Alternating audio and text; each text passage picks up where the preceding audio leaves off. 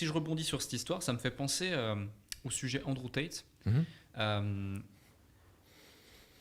Qu'est-ce que tu en penses, positif, négatif, ça c'est pas le sujet. Ok. Mais tu vois, lui, typiquement, actuellement, il a été arrêté janvier, je crois, je sais plus, début Ouais, janvier ou comme peu ça, importe. Ouais.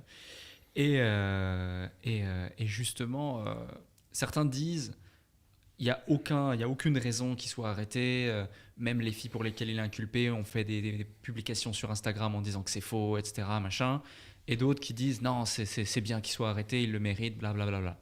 Bref, il y a une théorie comme quoi, en fait, il a été arrêté parce qu'il dérange, parce que justement, il véhicule un message tellement fort aujourd'hui et qui vient brancher le cerveau de certaines personnes pour qu'elles essaient de sortir du système, entre guillemets, que bah, ça a dérangé là-haut et on voulait le calmer, on voulait le faire taire. Quelle est ta théorie à ce sujet?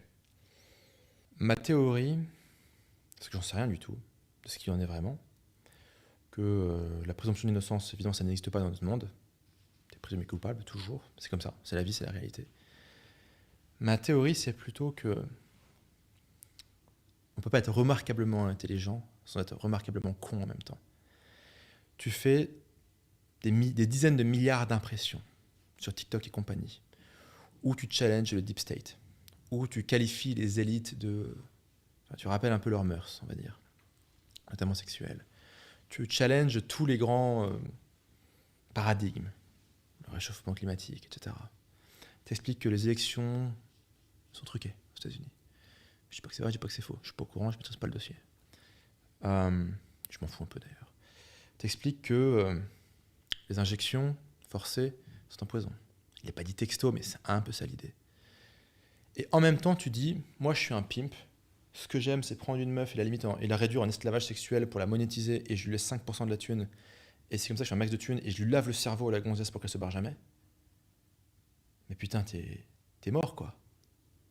Tu tombes sur une juge qui est une femme, mais t'es mort. Et c'est pas que la meuf elle est hystérique ou biaisée, c'est qu'à un moment donné, putain, c'est tellement... Bah, tu avoues avoir influencé, avoir manipulé, avoir mis une forme de coercition psychologique sur la personne pour la forcer à faire partie d'un business à caractère sexuel. Et en plus, tu la baisais, la meuf.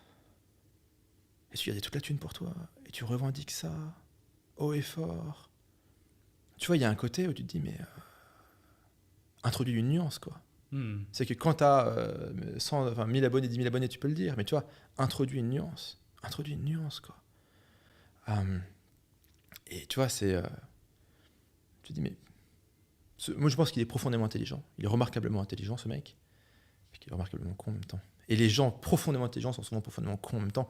Et ma petite théorie, c'est que c'est fait pour qu'on n'ait pas une forme d'ultra-prédateur économique, social et politique, et qui accapare toutes les ressources. En fait, c'est que tu vois, c'est un peu l'écosystème, enfin la vie en tant qu'écosystème régule ça. C'est que si une personne a trop de points quelque part, il faut mettre des malus ailleurs, sinon elle finit par baiser tout le monde, quoi. Et tu vois, c'est un peu comme quand sur un territoire donné, dans la nature, tu as un super prédateur qui peut juste défoncer la gueule de tous les animaux, et en plus il bouffe les plantes, il en a envie, et en plus il se reproduit comme un malade, en fait l'écosystème il meurt, quoi. Donc il faut que ce prédateur, enfin soit l'écosystème il meurt pour que le prédateur meure, soit il faut que dans l'écosystème il y ait un contre-pouvoir qui puisse le défoncer lui, soit une plante qui peut pas bouffer puis il crève, d'autres trucs, tu vois. Ouais, je vois. Je vois tout à fait, c'est intéressant. C'est une bonne analyse et effectivement, introduire une nuance, je pense que c'est un petit peu la réponse et la clé quand tu as un message fort et que tu es clivant. Et une bienveillance. Et une bienveillance, ouais. Et une bienveillance aussi. Je pense que lui a introduit tardivement une bienveillance en mode, mais je suis aussi là pour lutter contre les hommes, enfin lutter contre les souffrances psychologiques des hommes, etc. Mais c'est pas un combat en fait qui fédère les gens. L'opinion publique n'en a rien à foutre des souffrances psychologiques des hommes en fait. Donc il a fallu introduire peut-être plus de bienveillance, plus de nuances. Et après, je dirais un peu upgrader son game peut-être. Alors, je connais pas son niveau de game réel, si tu veux, mais tu vois, dans la vie, quand tu progresses, enfin, pour moi la vie c'est un peu comme un jeu vidéo, tu as des niveaux. Et à chaque niveau, tu as 3 choses. Tu as des bénéfices, du confort, de l'argent, du réseau, sécurité matérielle, du fric, on s'en fout, ok. Tu as des emmerdes, des nouvelles emmerdes, et chaque niveau a des emmerdes spécifiques. Tu prends l'argent, quand tu fais tes premiers 1000 euros, tu n'as pas les mêmes emmerdes à gérer que quand tu fais 10 000 balles, quand tu fais 1 million, 10 millions, etc. Et après, tu apprends à développer des outils. Ça peut être des gens, du réseau, des techniques, un upgrade mental, de mindset si tu veux. Il faut que tu aies les trois. Bénéfices, emmerde, outils, à chaque palier. Et si tu es sur une croissance ultra rapide, tu sautes des paliers. Tu sautes 10 paliers d'un coup. Tu vois, le gagnant en loto, c'est un mec qui a sauté 10 paliers d'un coup. Un mec qui a sauté 10 paliers d'un coup, il n'a pas rencontré 10 paliers d'emmerde pour développer progressivement 10 paliers de solutions. Donc, quand il arrive à l'emmerde numéro 10, alors que hier il était au level 1, il se fait terrasser. C'est pour ça que les gagnants du loto finissent toujours ruinés, enfin quasiment tous ruinés. Parce qu'ils démarrent avec l'emmerde du niveau 10, ou du niveau 100, ou du niveau 1000, sans avoir fait toutes les étapes. Donc en fait, une croissance trop rapide t'empêche de gagner, de gagner en maturité, de développer les outils qui permettent de gérer les emmerdes. Donc d'ailleurs, pour ceux qui nous écoutent, qui ont l'impression que eux, ça avance doucement, ouais, mais tu vois, il y a des mecs qui sont devenus millionnaires super rapidement et pas moi. Ouais, le mec qui est devenu millionnaire super rapidement, il redevient pauvre assez rapidement. Parmi les mecs qui ont fait des fortunes dans les NFT, putain, il y en a un paquet qui sont partis à zéro. Ah, j'ai tout foutu sur encore Protocol et Luna. Boum, pas de chance. Bah, c'est la vie, c'est pas grave. Enfin, c'est que de l'argent, tu vois. Donc, avancer progressivement, c'est pas mal en fait. Et un mec comme Tate, tu vois, c'est qu'il est passé de provocateur niché à superstar mondial. Donc lui, il a pris 300 levels d'un coup. Sauf qu'au niveau superstar mondial, il y a des gens qui vont trouver les meufs avec qui tu as couché pour essayer de leverager contre toi. Tu as des intérêts plus ou moins mafieux qui vont essayer de te mettre à l'amende. Tu as des gens qui vont vouloir te braquer. Tu as des gens qui vont vouloir exploiter ta notoriété. Tu as des gens ou des États qui n'ont pas aimé ce que tu dis et qui vont vouloir te niquer.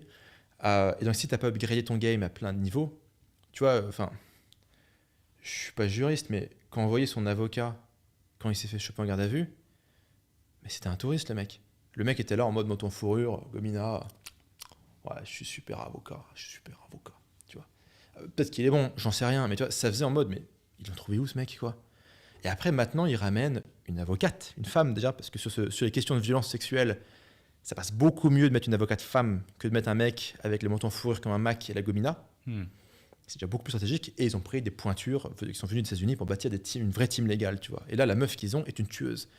Mais la question, c'est, tu t'es déjà fait perquisitionner, foutu en garde à vue pour ce sujet-là. C'est à peu près obvious que ce sujet... En plus, sur ce sujet-là, tu as fait des déclarations qui peut-être étaient de la fanfaronnade et qui n'avaient rien derrière. Mais tu as quand même fait ces déclarations-là. Donc tu as une grosse vulnérabilité ici. Pourquoi tu n'as pas blindé ? Parce que croissance trop rapide. Parce que trop génial dans un domaine et angle mort ailleurs, quoi. Clairement. Et c'est un truc, je pense, qu'on peut adapter dans n'importe quoi, n'importe quel domaine et dans tous les domaines de sa vie. C'est intéressant.